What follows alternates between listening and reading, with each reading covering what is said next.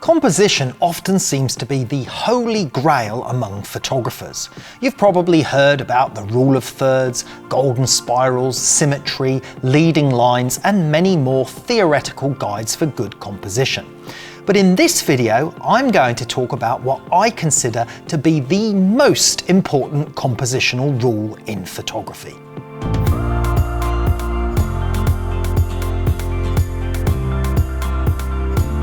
When I create my own images, I always have a very important compositional rule in mind. And it may be that I also use other compositional techniques too, such as symmetry, juxtaposition, the rule of thirds. But no matter what I use, I always have one thing that is my primary concern: keeping the viewer in the picture. Yes, it sounds simple. And it is simple. It's a simple concept, but it is also vitally important too. Ultimately, you can judge the success of your pictures by how long the viewer actually wants to look at them. If the viewer is easily distracted or driven out of the image, then the image can be determined as a failure. For an image to succeed, it needs to deliver information and invoke emotion, and holding the viewer's attention to study the image is key. Let's find out more by looking at some of the conventional techniques before I explain further. I'm going to demonstrate the rule of thirds that you'll see become apparent that's actually already been used and already taken place. Let's start off with this image. I've got an acetate sheet I'm just going to place over the image. It's the same size as the image. And if I divide this image up roughly into 1/3 zones, you will see that key points of interest fall on those 1/3 zone points. And this is very, very important because what we're trying to do to make our images more aesthetically pleasing is lay valuable content out on those 1/3 lines, either on the vertical line or on the horizontal line or at the intersection points. You'll see if I lay the acetate sheet over, you can see how that rule of thirds is working really well. Look how closely the horizon lines up with the top third, the rocks on the top third. The key point of our composition, this big boulder here, right on the intersection of those 1/3 lines. Now in this image of the Arc de Triomphe in Paris, you can see that our main subject is exactly centered in the photograph. So if you can imagine where the center of the image is round about here somewhere.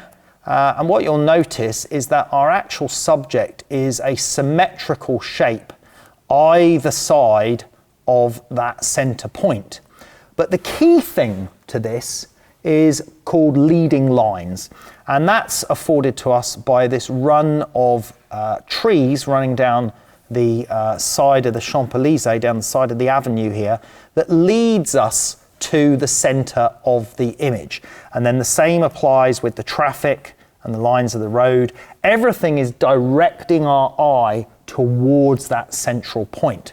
And then, because our subject is actually symmetrical around that central point, our eyes are guided into the subject and we're kind of locked into the shot, and that's the crucial thing. And in this image, I'm using these strong lines leading us into the center, and these actual objects are kind of like a big arrow themselves, so they're pointing to our subject as well from either side. So this is the kind of arrow that's pointing in, this line is leading us in, this line is leading us in. So everything is taking us into this central part of action that's happening in here. But the key thing with this shot relies on other elements to do with anticipation, the moment, that decisive moment of capture, the expression. There is another element of interest in here that holds you as the viewer to keep looking at the shot. In this example, again, I've chosen to use symmetry, but there are some other compositional elements that are very important in this shot. The first one is juxtaposition of color. We have a very bright red and a very vivid blue. And those two colors compete with each other visually which cause higher levels of contrast. And it basically makes the image look more lively. Your visual neurons are being more excited by those primary colours fighting against each other in there. And then that coupled with a slight blueness in the eyes and then the red on the lips kind of adds this whole element to the image. So the colours that you can see in this shot, the blue background, the vivid blue areas here, and this particular colour of orange in here are actually opposite colours on the colour additive spectrum. So those two colours are competing with each other quite aggressively in terms of contrast, luminosity, etc. And that excites your visual systems.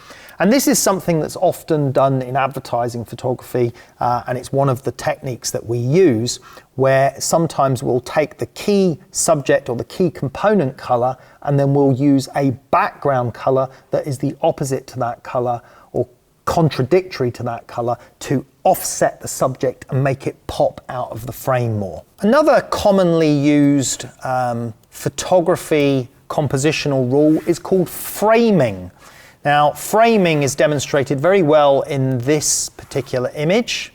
We can see that our main subject is obviously the house in the photograph and the lovely twilight blue glow behind the house, but I've framed the image with trees. So basically we're looking through something to see the main subject. And it also helps by adding three-dimensionality to our two-dimensional picture. Here's another example of framing and occlusion.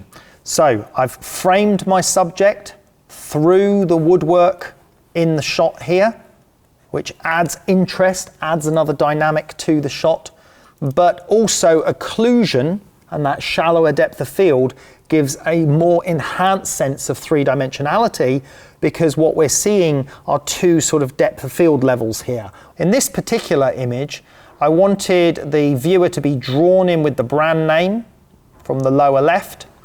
They take the direction into the shot this way because the lipstick is directing you in that way.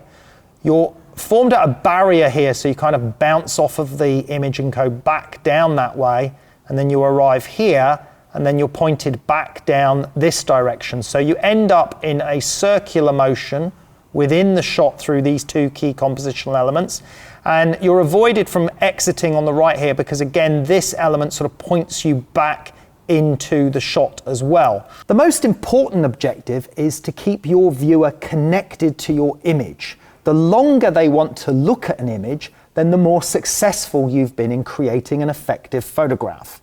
Let me try and reinforce this further. Let's take a look at one or two more examples of my work. The journey in this image is mostly locked. We can travel around the image, but it's more difficult to escape. There are barriers of shape or curves or intensities of contrast that direct us back to the area of importance. Again, in this image, there are barriers of shape and intensities of contrast that help hold the viewer in place.